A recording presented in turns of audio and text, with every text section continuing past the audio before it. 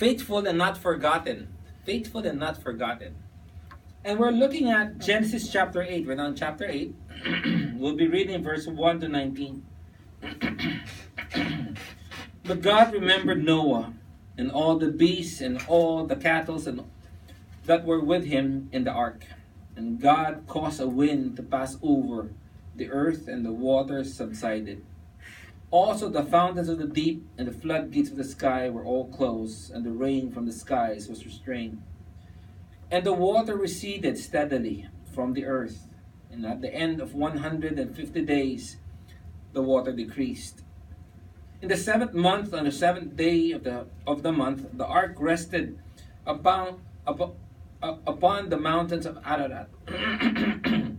The water decreased steadily until the 10th month. In the 10th month, on the 1st day of the month, the tops of the mountain became visible. That it came about at the end of the 40 days that Noah opened the windows of the ark which he had made.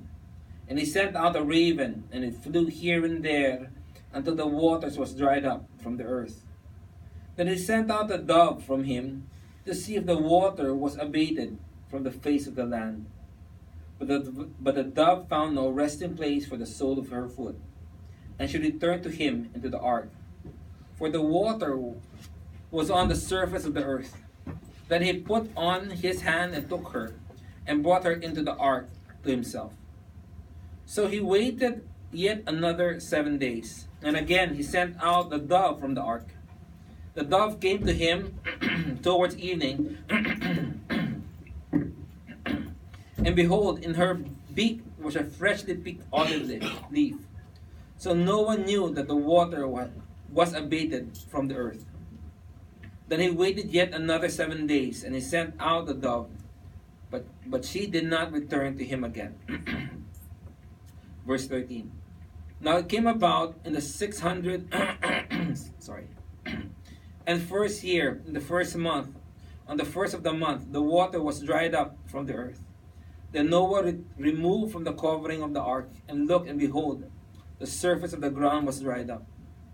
In the 2nd month, on the 27th day of the month, the earth was dry.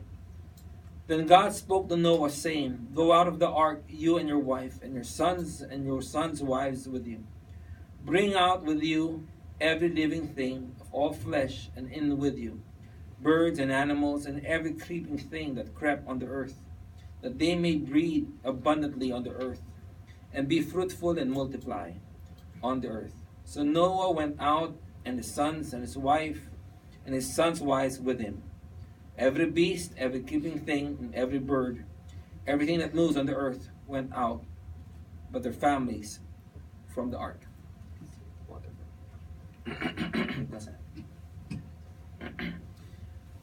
So as we know the story here, right? God caused a great flood to happen. And the reason for that was man was so sinful. It was so sinful that God said enough is enough. And that with that, God caused a flood. And it took Noah about 120 years to build the ark. And now we saw 2 weeks ago when Noah corralled all the animals in the ark and they stayed there. And if we made the computation here, Noah stayed in the ark for about 1 year and 11 days. That's pretty long. We always connote it at 40 days and 40 nights, right? It rained. But for it to recede, it took another 150 days. So total, he was in the ark for 1 year and 11 days. Now, I don't know if any of you has ridden a cruise. I haven't. I have vertigo. So I really can't, even though it's the best way to travel. It's the cheapest way to travel. But I have vertigo, so I can't imagine. But typically, if I check the internet, because I like to think that one day I will take a cruise, but it will never happen. I think the longest is will be, 26 days, something like that. But try to imagine being in a cruise for a year and 11 days with animals. Wow. That's a problem. With your family, oh, that's worse. Right? I mean, being in the room with your family for 1 year, step out. Kids, step out of the room, you're too noisy. But here you're trapped. Right? And that's where we pick up the story. Noah was at his cruise ship. And God has been totally silent throughout that time. Since the rain started pouring, there was no communication. And if I was in that position, I would be startled. Right? So it says in verse 1, but God remembered Noah and all the beasts and all the cattle that were with him in the ark, and God caused the wind to pass over the earth, and the water subsided. Also the fountains of the deep and the floods of the skies were closed, and the rains from the skies was restrained, and the waters receded steadily from the earth. And at the end of 150 days, the water decreased. In the 7th month, on the 7th day of the month, the ark rested upon the mountains of Ararat. The water decreased steadily, and in the 10th month, on the 1st day of the month, the tops of the mountain became visible. You know, I realized something as I was thinking about this. That we have a faithful God that is always working even if we don't see it. We have a God that is constantly working even if we don't see it. You see, Moses, as I mentioned, was in the ark for more than about 10 or 11 months already. And all through that time, God was silent. God was not talking to him. And you know, when it's, my kids knows this. When it rains, I'm kind of gloomy. I hate rains. It makes it really gloomy. I feel depressed.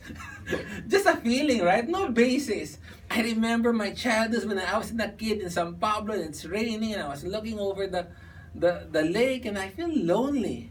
And until now, I feel lonely when it rains. My other cousin naman loves it when it rains. For some reason, he just enjoys driving his car when it's raining. But ako, I have the opposite effect. That's why if I was in Noah, I'd be extremely depressed. For I'm in the sea. And try to imagine this. You're in the middle of the ocean with no land in sight. I mean, depression can come in. Doubt can come in. What happened? Did God abandon me? Where is this going? What's happening? He's been totally silent. And if I was Noah, I would have a lot of time making muni. I have a lot of time thinking about nonsense. And what would I think of? I would think of my family.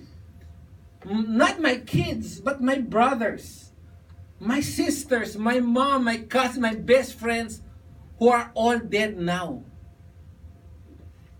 And I would feel kind of bad. It's like saying you went on a trip and all of a sudden when you came back, it's all yourself because all your family perished. And that's what happened. Apart from his kids and his the spouses of his kids, his brothers, his sisters, his best friends, all his relatives has been dead. And I'm sure he would think of that. Having all this time, right? Doing basically nothing, watching over the animals. And if I was Noah, I would ask, has God forgotten me? I'm so insignificant. You know, recently, a year or two ago, di ba yung airplane, yung Malaysian 317 ba, whatever that number is, crashed. And they couldn't find it. I mean, it took them forever to find it. I mean, the good thing there is a search and rescue or recovery team. But in the case of Noah, he knew there's none. No one was there searching for him or them. I mean, 1 week, fine. 2 weeks, fine. 3 weeks, fine. 1 month, 2 months, 3 months. And it seems that it's bleak in his case. But he does not see what was happening. That God was working behind the scenes.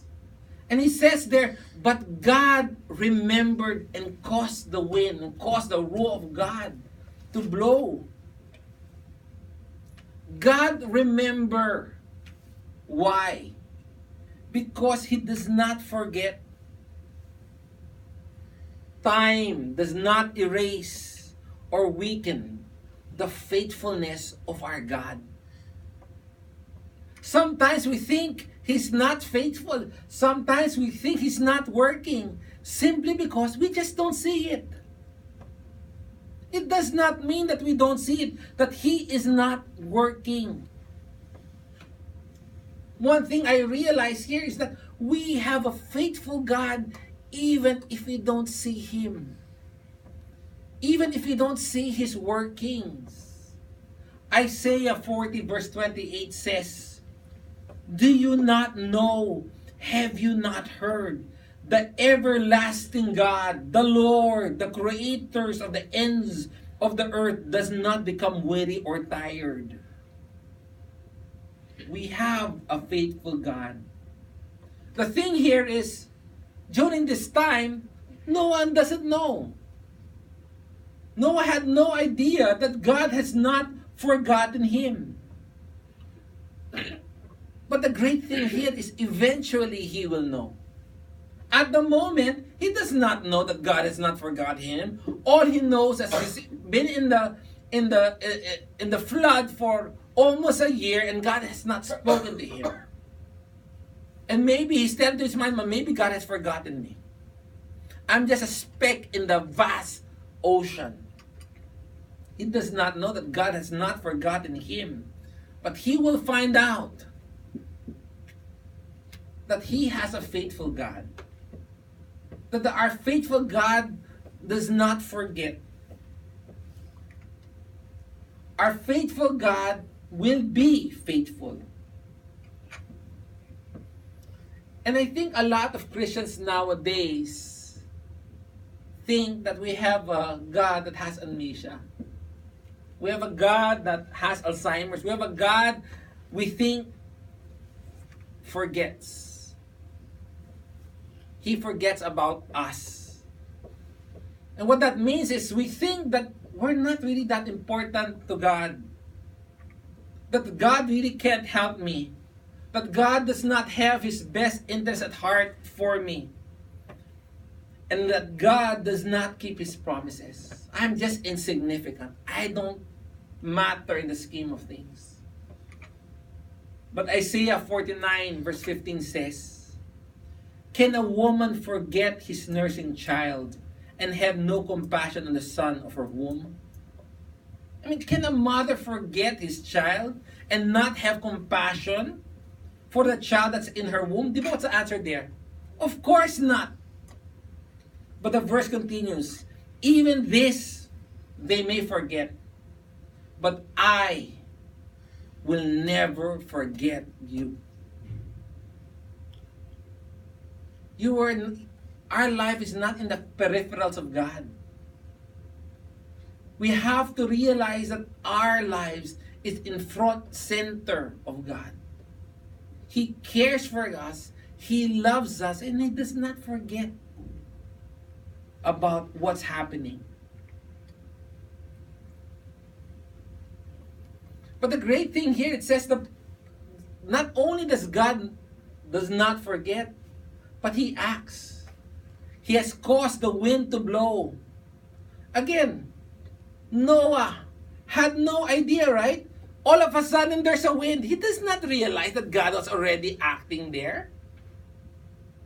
But I realize something.